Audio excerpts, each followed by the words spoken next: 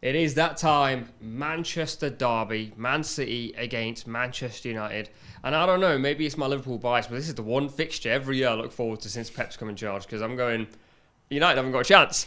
Although this year I do feel, this fixture in particular, I've got a big feeling this will be United's acid test, where people go, is Ten Hag actually that guy? Tactically, can you go head-to-head with probably the best in the league? I feel like he can, but before I give my 2 cents, Rob, you're a United fan. Is there any way United beat City? I've learnt my lesson in the past before these games, and having said no, there's no chance.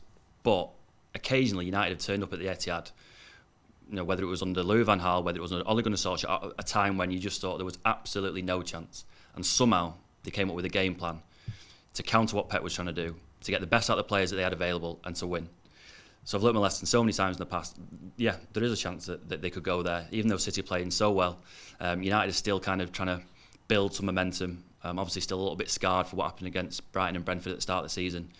But yeah, there's definitely a chance, and United will go there thinking that they could possibly win. Can you explain to me what has happened from those 2 games? Because I can't quite understand it, to be honest. I feel like Ten Hag dropping or whatever Cristiano Ronaldo was a key point about stamping his impact on the dressing room and saying look, I really am the boss here. I'm not just here to wait out a few games and then get sacked when Ronaldo's taken over effectively. But yeah, I still can't really tell what is so different between those 2 games, which was so shocking, particularly the Brentford one. No. And since. No, the short answer is no, because lots of people have speculated about what happened in the meantime between that Brentford game and the Liverpool game. Ten Hag made them run a load of miles as punishment. He dropped Harry Maguire, he dropped Cristiano Ronaldo. But if you watch those 2 games, nothing explains how you can be that bad at Brentford and then go and beat Liverpool. Nothing. It's just one of those, weird football moments. So here's the thing, right? I actually think the thing that changes the opposition, obviously, you took on Brentford, who did they? Just in case you didn't realise, Brentford and Liverpool might be different teams. You had Brentford who were happy to sort of sit in a little bit and sort of play in a mid block and then hit you on the counter. And Liverpool said, we want to keep the ball and you've got to counter on us, which actually suits United's profiles. Yeah. And Ten Hag said, I'm not going to have the big ego of go up against Liverpool and go toe to toe. We will sit off a little bit and we will try and play in transition a bit more, which is where I look at this fixture and go, this is almost the exact same thing again. City will keep the ball, but if you've got Sancho and Rashford, who seems to be back in form, Bruno Fernandes clipping balls wherever he wants essentially, and Eriksen controlling the game to some extent, and now Maguire's been ruled out, which in a weird way I think really will work in your favour.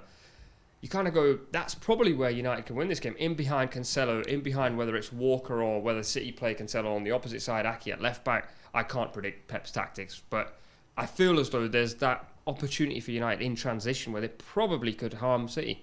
Yeah, it's a good theory. I like it. I don't want to be so You don't believe it. I don't really believe it. I don't want to just say names of City players at you, but Erling Haaland, Kevin De Bruyne, I can carry on. But I think the thing is about the difference has been this season. Kevin De Bruyne has, I think, 6 assists already? Yeah, Haaland has 11 goals. That's insane, isn't it? And I think, with Kevin De Bruyne's creativity and then that he's been freed up to be making those assists because he's not being relied on for goals this season because of Haaland being there. Those are the 2 key, in terms of matchups between the 2 teams. Scott McTominay and Kevin De Bruyne, Lisandro Martinez and Erling Haaland. The team that wins those 2 duels, if Haaland wins his with Martinez, if De Bruyne wins his with McTominay, City win. If United win theirs, if Martinez somehow gets the better of Haaland, you fancy United's chances, particularly what you mentioned there with how effective they can be on the transition. But you fill the front 3 with loads of pace. You set off them and say, you can have the ball. We're going to hit you though when you give it back, and we're going to try and score from our 2 shots on target. That's the way to do it. But if you can't contain De Bruyne, if you can't contain Haaland, you've got there's no point pumping balls into the channels if you're going to go down the other end and Haaland's just going to bully you in the box and score 3 times. There's no point at all. Scott McTominay, by the way, more fouls than anybody else in the Well, he's going to need a few more after the weekend. I'm obsessed with it. But I think also that is key, right, in terms of what's happened for Manchester United this season, is that kind of, we always see Roy Keane going on about it. Oh, they've got to work hard. They've got to fight against people. They've got to bully them. It sort of seems like he is, and they are. Yeah. He's been a lot more aggressive, actually. He's taken so much stick from United fans over the last couple of years, him and Fred particularly. But this season, in fairness, Scott McTominay, he has been a lot more aggressive. Felt like he feels like he can go and kick a few people. It's not always, I know it's not one for the purists, but you need to kick someone sometimes. It's got to be done. Yeah. He's playing City as well, isn't he? And he's keeping Casemiro out of the team. You've got a multiple-time Champions League winner who's coming from Real Madrid, and he can't get a game at the moment, and that's because of Scott McTominay. I'd expect him to obviously keep his place for the weekend, and as I say, if he can get hold of Kevin De Bruyne and stop him having that space on the right just to whip those balls into Haaland, then United have got a chance to go and do what they want on the break. I think the other really interesting aspect of this is Anthony, who was very good against Liverpool. I think when he came to the league, because people had seen a lot of compilations, not to mention any names, James Alcott, what you'd find with him is people were watching him saying he does everything on the ball, but actually his work rate the other way is really good. And City build a lot of their play down that left side with Cancelo. If you can stop Cancelo, who normally is the guy that City goes to if De Bruyne is not quite at it, which can happen, it has happened actually so many times when City have played against United, if you can stop that side and get Anthony going the other way, you've then not only nullified City's sort of best point of attack, you can then also create chances going the other way. The worry, as we say, is, and it's unbelievable, we've probably gone 7-8 minutes into this video and we haven't mentioned Erling Haaland much at all. He's probably unstoppable. So you are going to definitely need to score more than one to beat City at the Etihad. How possible is that? And then, with Tottenham, what they did was they put balls in behind Cancelo into the gap, and Kulusevski ran into it. So it's easy.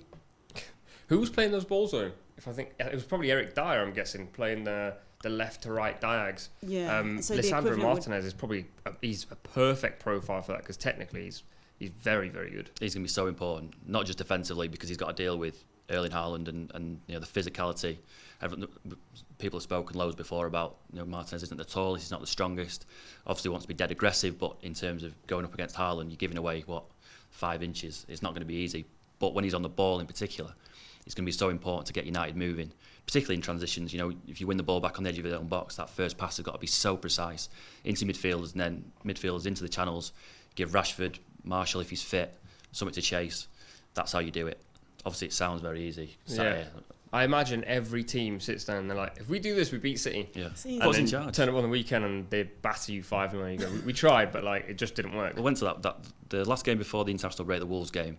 The Wolves manager came out and said, we worked for a week on a plan, and we conceded after 55 seconds. Yeah. So plan in the bin, lose 3-0, see you later. In all fairness, Wolves actually had the right plan. They actually did a lot of good things, but in the final third, they don't have the quality, which is where United do have the quality. Do you start Ronaldo?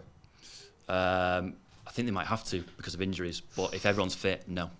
You need pace in your front three, so no. Not Ronaldo. Hat-trick of missed chances in the international break. Yeah, he was struggling big time as well. First time I've actually seen him feel like... Look a bit old. Yeah, and I was like, this is quite sad to see. I kind of want Ronaldo to live on forever, which is obviously not very realistic, but, predictions?